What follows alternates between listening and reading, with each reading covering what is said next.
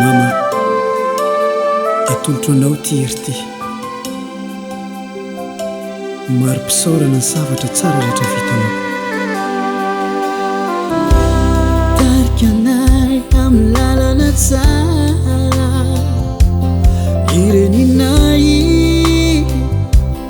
tondranay amin'ny ara-panay, manome zay mety eninate mafiazany aty sy fony.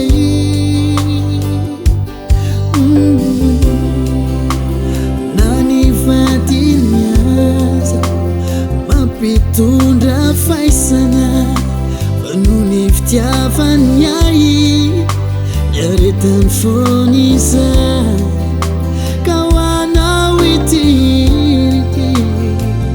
lereny malalako isaorako amin'ny afo nanomezany ay anao, na tsy manana azy anao mamatsiary,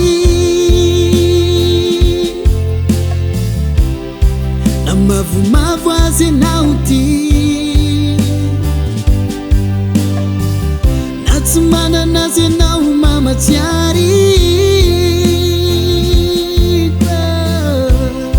na mavomavo azy anao ty.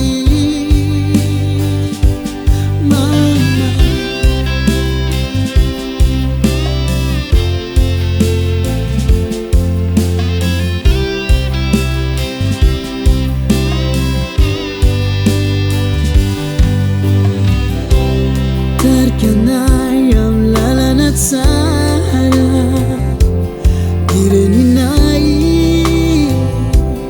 tondranay amin'ny ara-panay, manome zay mety eninate mafiazany aty izy fony.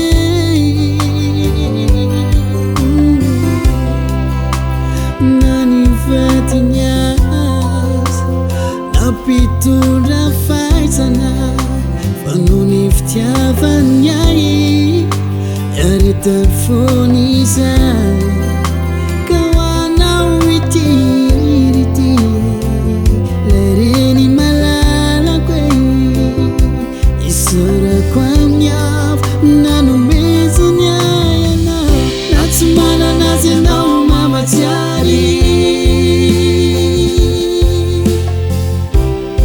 na mavomavo azy anao ty, na tsy manana azy anao mamatsiary, na mavomavo azy anao ty. Tsalena tsy manana azy ditiny niafy anao